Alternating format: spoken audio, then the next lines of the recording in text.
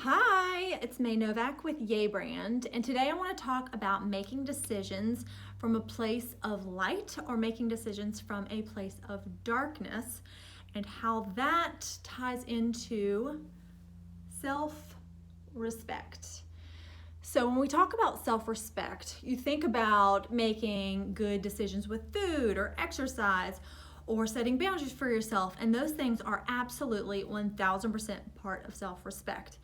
But I want to think about it a little bit differently, and I want to challenge you to do the same.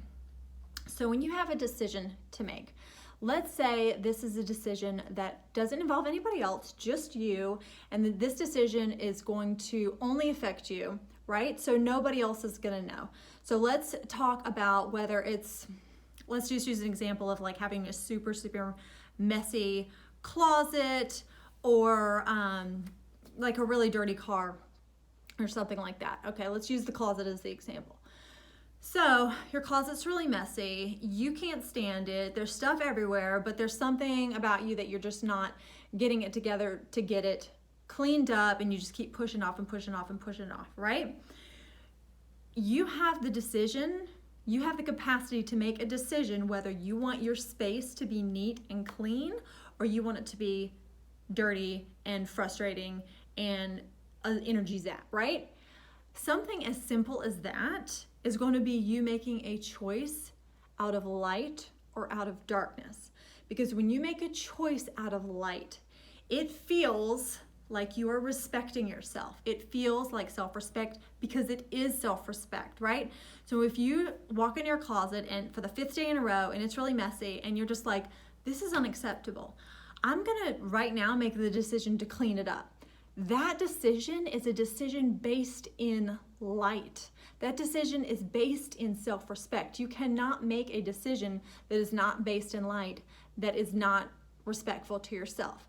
Making a decision out of darkness is going to be like, oh, what does it matter anyway? Everything else is a mess. I'm a mess. I'm just going to keep my closet messy. Like, who cares?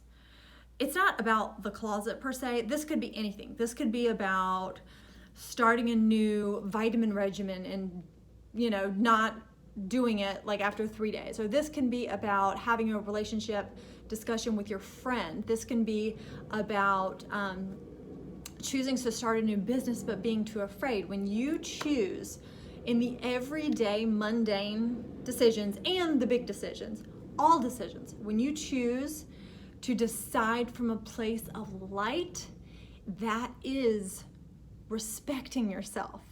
And when you choose to make a decision from darkness, that is not respecting yourself, no matter how small or how big the decision is. So make decisions from a place of light. And if you don't make a decision from a place of light, that's okay. All you've got to do is forgive yourself, make another decision, and choose again, begin again. So here's an example. Let's use the closet, for example. Okay, my closet's been a mess for a week. I've dumped another suitcase of stuff out in it. Like, I can't even see the floor. This happened a few weeks ago. I'm using this closet example because this is a real example from my life.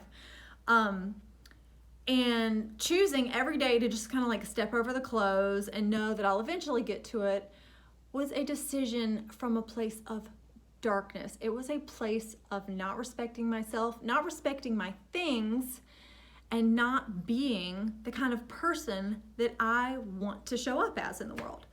So making that simple decision from a place of darkness, a place of pessimism, and a place of fear. Honestly, I was like afraid that taking the time to clean up my closet was going to be so painful that I didn't even want to deal with it.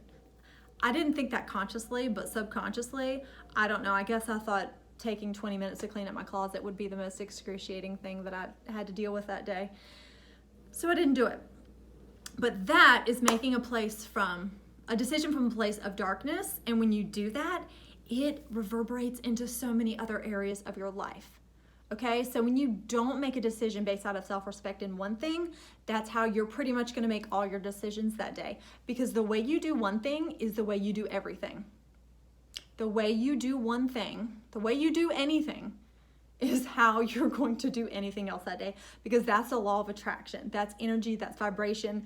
Once you get the vibes rolling on ignoring what you said you were going to do, being pessimistic, procrastinating, not respecting yourself, that is going to lay the land for the rest of the day, the rest of the week. And that's how days turn to weeks, turns to months, turns to years of not doing what you said you're going to do.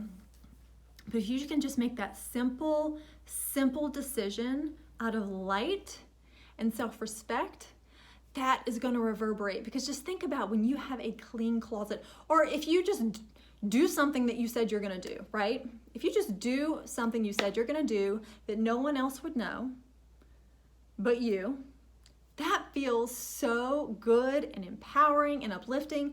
And then you want to make another decision that shows self-respect and is made out of light. And then you want to make another. And those light days turn into light weeks, turn into light months, turn into light years. Oh, like how light years. Yeah. Yes.